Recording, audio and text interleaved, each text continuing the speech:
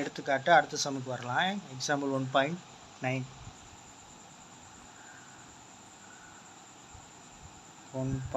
என்ன கொடுத்துருக்காங்க?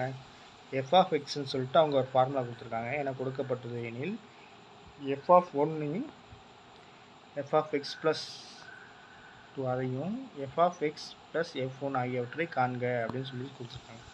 ஓகேவா? எஃப் ஆஃப் எக்ஸ் அவங்க கொடுத்துருக்க ஃபார்முலாவில் எஃப் ஆஃப் ஒன்னை வந்து சப்ஸ்டியூட் பண்ணி கண்டுபிடிச்சிருக்காங்க. இப்போது அந்த ஃபார்முலா ஃபஸ்ட்டு எழுதிடுவோம். X equal to 2x minus X square. ஓகேவா?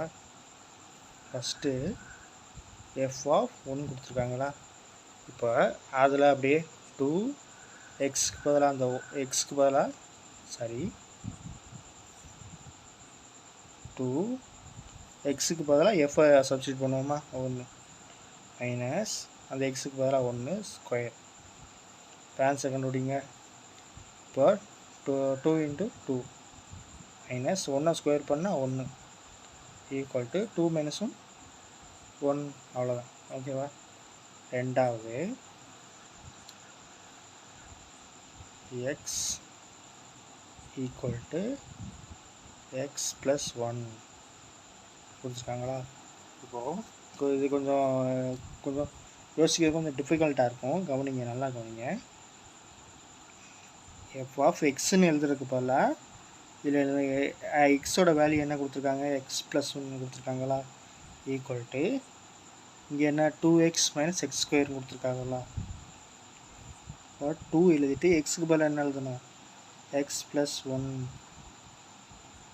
அப்புறம் மைனஸ் எக்ஸ் ஸ்கொயருக்கு பதிலாக எக்ஸ் ப்ளஸ் 1 ஹோல் ஸ்கொயர்னு எழுதிக்கலாம். இப்போது இதை உள்ளுக்குள்ள அப்படியே மல்டிப்ளை பண்ணிக்கோங்க. 2 × x 2x ப்ளஸ் 2 × 1 2 மைனஸ் இப்போது எக்ஸ் ப்ளஸ் 1 ஸ்கொயரை வந்து இதை எப்படி எழுதுறதுன்னா A plus B whole square formula என்ன? A square plus B square plus 2ab எழுதுவோமா? இப்போ இதைத்தான் இதை வந்து இவங்களுக்குள்ள ஒரு சின்ன இதுவாக எழுதுகிறேன். இப்போது இது x square plus 1 square plus 2x 1 வச்சுக்கலாமா? ஓகேவா? இப்போது எக்ஸ் ஸ்கொயர் 1 ஸ்கொயர் பண்ணால் 1 தான் ப்ளஸ் இது 2x. புரிஞ்சுச்சா? இது தான் இதில் ஆர்டராக எழுதியிருக்காங்க. எக்ஸ் ஸ்கொயரை ஃபஸ்ட்டு எழுதிட்டு அப்புறம் 2x எழுதிட்டு ப்ளஸ் 1ன்னு எழுதியிருக்காங்க. ஓகேவா? இப்போ அதை அடுத்து இந்த ஸ்டெப்பை அடுத்து இதில் எழுதிடுவோம்.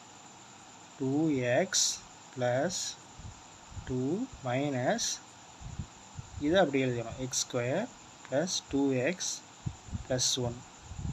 நான் சொன்னேன் பார்த்தீங்களா? இப்போ வந்து இதில் வந்து சார்பு இதை வந்து கவனமாக இருக்கான்னு பார்க்குறது மேட்ரு மட்டும்தான் அதில். ஆனால் இதில் நீங்கள் இந்த ஃபார்முலாவில் நீங்கள் தெரிஞ்சுக்கணும். எக்ஸ் ப்ளஸ் 1 ஸ்கொயர் வந்துச்சுன்னா ஏ ப்ளஸ் பி ஹோல் ஸ்கொயர் ஃபார்முலாவில் அப்படி எழுதணும் அப்படின்றது தெரிஞ்சுக்கணும். ஓகேவா?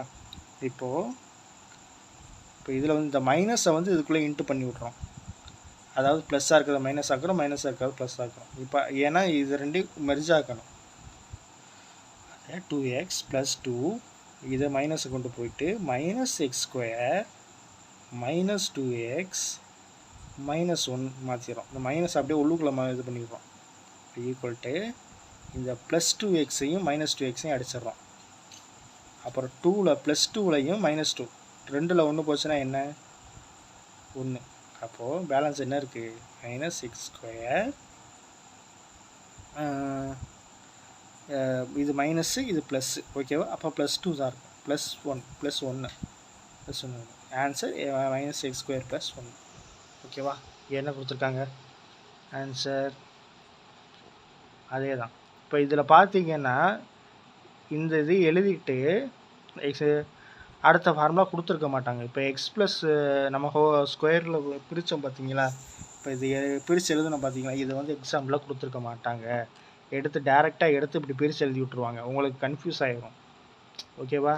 இப்போ இதில் எழுதிட்டு இதை ஆர்டர் வைஸாக எழுதணும் பார்த்தீங்களா? திரும்ப x² x + 1ன்னு அப்படி எழுதணும்னு அவசியம் ஒன்றும் கிடையாது. அது நீங்கள் டேரெக்டாக எழுதுனீங்கன்னா இதில் ப்ளஸ் மைனஸ் அடிக்கும் போது ஈஸியாக அது ஒன்றும் வித்தியாசப்படாது, ஒன்றும் பிரச்சனை இல்லை. அப்படியே கூட நம்ம எழுதிக்கலாம். ஓகேவா? புரிஞ்சிருச்சா?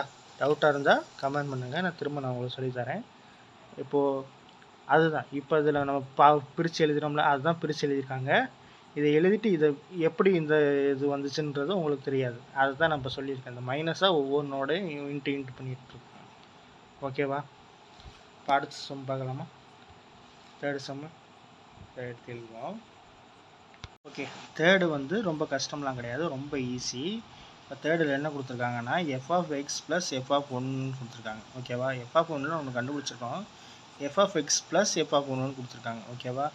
எக்ஸுக்கு ஒன்று கொடுத்து செய்ய சொல்லியிருக்காங்க. f(x) என்ன கண்டுபிடிச்சிருக்கோம், அதை வந்து சப்ஸ்டியூட் பண்ண சொல்லியிருக்காங்க. ஓகேவா? நம்ம இப்போ அதை செய்வோம், எழுதுவோம். f(x) + f(1). ஓகேவா? இப்போது f(x) என்ன, f(x) கொஸ்டின்லேயே ஒன்று கொடுத்துருக்காங்க பாரு, அதுதான் f(x). ஓகேவா? அதை வந்து இதோட ஆட் பண்ண சொல்லியிருக்காங்க. இப்போ ஈக்குவல் டு f(x) நம்ம எடுத்து எழுதிடுவோமா, 2x - x² 2x - x² plus f(1) நம்ம ஒன்று கண்டுபிடிச்சிருக்கோம் பார்த்தீங்களா, ஃபஸ்ட்டு நம்ம கண்டுபிடிச்ச பாருங்க. f(x)ல் என்ன கண்டுபிடிச்சிருக்கோம், 1 கண்டுபிடிச்சிருக்கோமா, அதைத்தான் அதை ஆட் பண்ண போகிறோம். 1 இதை ப்ராக்கெட்டில் போட்டு 1 கொடுத்துருக்காங்க. இப்போது பொதுவாக ஒன்று சொல்கிறேன், இப்போது ஒரு நம்பர் இருக்குது, அந்த நம்பருக்கு பக்கத்தில் ப்ராக்கெட் போட்டு ஒரு நம்பர் இருந்துச்சுன்னா அது மல்டிப்ளைன்னு அர்த்தம். இப்போது ஒரு 1 + 2ன்னு கொடுத்துட்டாங்கன்னா அது கூட்டுறது அப்படின்னு அர்த்தம். ஓகேவா? இன்ட்டு இருந்தாலே அது வந்து மல்டிப்ளிகேஷன். அப்படி இன்ட்டு இருந்தாலோ அல்லது ப்ராக்கெட் பக்கத்தில் ஒரு நம்பர் இருந்தாலோ அதை மல்டிப்ளிகேஷன் அர்த்தம். ஆனால் இப்போ இங்கே பார்த்தீங்கன்னா ப்ராக்கெட் இருக்குது, பக்கத்தில் ப்ளஸ் சிம்பலும் இருக்குது. ஓகேவா? இதை கொடுத்துட்டு ப்ளஸ் சிம்பலும் இருக்குது, ப்ளஸ்ஸு தானே கொடுத்துருக்காங்க, அப்போ இதோட ப்ளஸ் பண்ணணும், அவ்வளோதான். இதோட சேர்த்து எழுத போகிறோம், அவ்வளோதான். 2x - x² + 1 சேர்த்து எழுதிடும். இப்போது இது ஸ்கொயரு, x² எக்ஸு அப்புறம் நியூமரல் அப்படின்னு எழுதுறதுக்காண்டி என்ன எழுதுகிறோன்னா -x² + 2x + 1ன்னு எழுதுகிறோம். இவ்வளோதான் மேட்ரு, ரொம்ப சிம்பிள். கொஞ்சம் மட்டும் அந்த மேக்ஸ் ப்ளஸ் மைனஸை தெரிஞ்சுக்கிட்டுன்னு ரொம்ப ஈஸி. அவ்வளோதான், வந்துருச்சா? -x² + 2x + 1, அவ்வளோதான், ரொம்ப சிம்பிள், புரியும். இப்போ இதில் கடைசியாக கன்க்ளூஷன் கொடுத்துருக்காங்க பாருங்களேன், f(x) f(1) ≠ f(x + 1) என்பதை a + b f(a + b) ஆனது f(a)யும் f(b)யும் கூட்டினா சமமாக இருப்பதில்லை. இப்போது இப்போ f(a + b) ஒன்று கண்டுபிடிப்போம், f(a) ஒன்று கண்டுபிடிப்போம், f(b) ஒன்று கண்டுபிடிப்போம். இது ரெண்டும் ஈக்குவலாக அப்படின்னு பார்த்தா ஈக்குவலாக வராது. இப்போ f(x)ம் f(1)ம் f(x + 1க்கு நாட் ஈக்குவல் அப்படின்னு கொடுத்துருக்காங்க. ஓகேவா? ரொம்ப சிம்பிள். நீங்கள் இதை மட்டும் செஞ்சீங்கனாலே போதும். இது வந்து கொஞ்சம் புரிஞ்சுக்கணும். ஓகேவா? மல்டிப்ளிகேஷனில் நீங்கள் அந்த ஃபஸ்ட்டு ஏ இன்டர்செக்ஷன் யூனியன் அப்படின்லாம் படிச்சிருப்போம் பார்த்துருக்கீங்களா? இப்போது அதை டீட்டெயிலாக நம்ம அடுத்த இதில் பார்க்கலாம். ஓகேவா? அவ்வளோதான். அடுத்து எக்ஸசைஸ் நம்ம ஓனாக நம்ம அடுத்த வீடியோவில் நம்ம செய்ய ஆரம்பிச்சிருக்கோம். ஓகேவா ஃப்ரெண்ட்ஸ்? பாய்.